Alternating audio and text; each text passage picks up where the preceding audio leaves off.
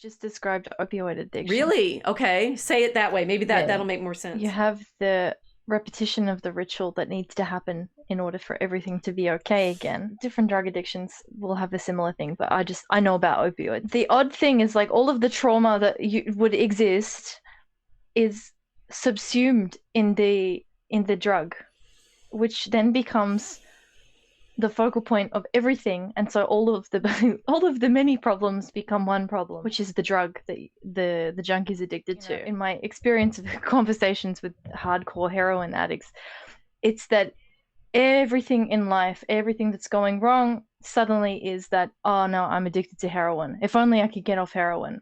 When actually it's not the problem. There are other problems there, but everything's poured into this syringe and it's subsumed by the opioid. So the opioid takes on the scapegoat role in the life of the heroin addict. That's very interesting. And then there's the cult practice that develops around it. I mean, junkies all tend to look sort of similar after a while. You know, you'll see someone who's been on heroin for some time and they've got the look on their face. You can see it in their face.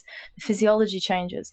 So again, there's this kind of mimesis happening in the group of junkies where they're all beginning to look the same. They kind of have a culture and the cult that surrounds this particular drug. And then heroin becomes the scapegoat. That's what you've just described to me in Aztec human sacrifice. That's kind of terrifying. As far as I know, Gerard never went there with the, I spent all that time talking about mimesis and imitation and such, and to explain why you end up killing this other person as a group. This is where the tricky part comes in. It's saying, okay, so where does violence come from? Which is different from saying, it's like where did the addiction come from? Because the violence is a kind of addiction. The thirst for blood.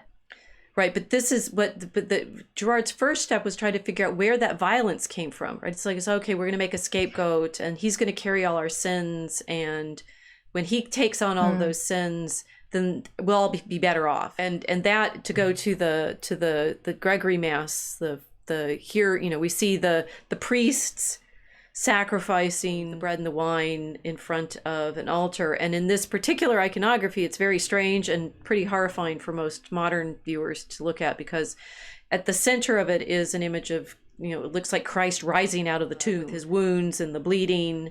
And he's surrounded by all of these other little objects, which are the images of his torture. The priest, in this one, it's St. Gregory the Great in the story, but although this is a late medieval image, the story is associated with the earlier pope. And that he, as he's celebrating the Mass, they're showing in the iconography that the Mass is somehow also this recapitulation of all the tortures that Christ experienced, that Jesus experienced. And when people look at that now, they tend to see, oh yeah, you're doing the same thing as those Aztec guys cutting this guy's heart out. It's just a torture scene. So their interpretation is that we're preventing catastrophe via human sacrifice. That's actually the simplest version.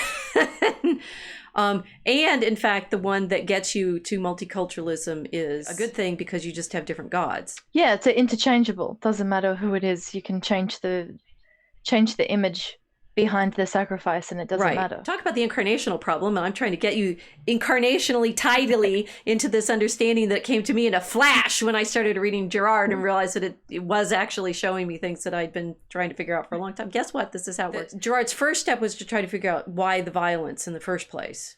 Why do we end up fighting at all? Why do we end up in the rivalries that we do that then escalate into the violence of team versus team? He argues because we first imitate each other, because we imitate each other. We learn to want things because the other wants the thing, right? So in the sun and the moon story, it's jumping into a fire and burning up, right? And at first the moon won't do it, and then sees the sun go in, and then the moon will go in. I think we did talk about this one last week too. We see the mask and, oh, I want a mask too. And it's illogical, but we've seen, it's like I said, we see this one person doing this thing, and we want it to, fashion, hair color, sex change. I mean, this mimetic contagion is typical of humanity. It does explain culture, because culture is highly imitative. You're going to see art forms, you're going to see behaviors and manners and customs, and start imitating each other. The problem starts when one person sees something that they want, that another person has. And a beautiful woman who you covet as a wife, a cow that you covet. This is why Gerard says the Ten Commandment is actually the most important, because it's the one that says, thou shalt not do this.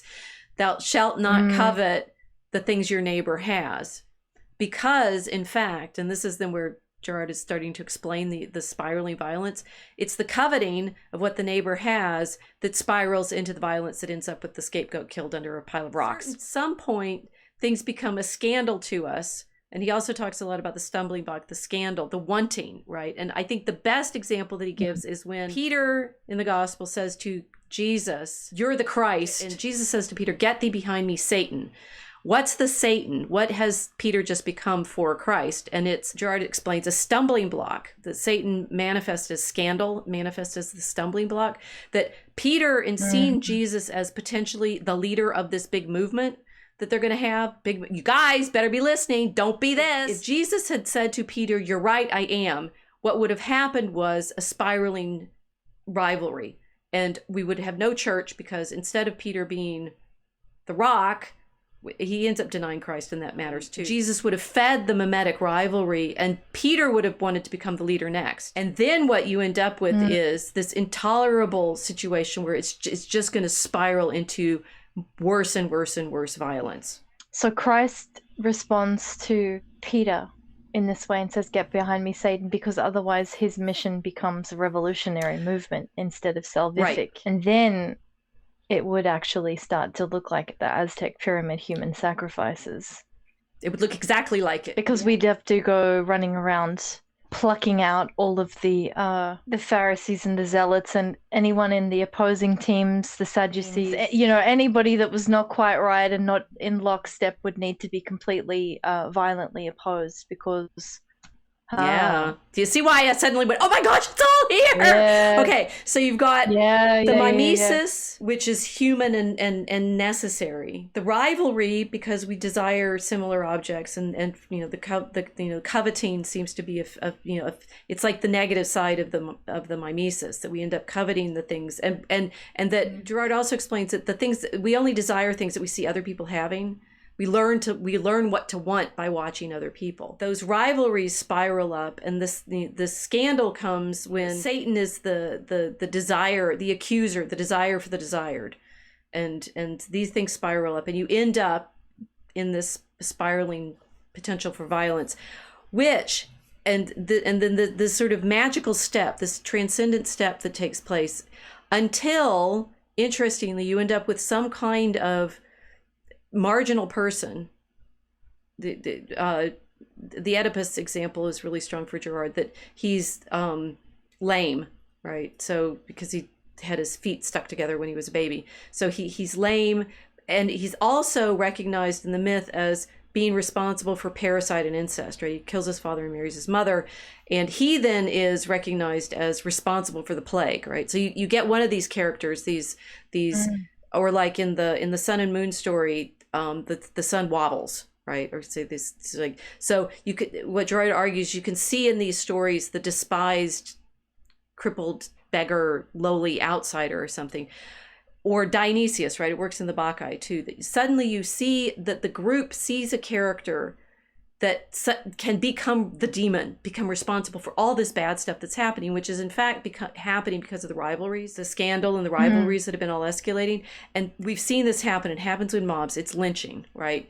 You find that victim, you all focus on it. It's like the common enemy, right? Suddenly we're all going to focus on that common enemy, kill it, and in killing it, and it ended up in pyramids of stones, because stoning was a collective way of doing this, right? Throw the rocks at the demon.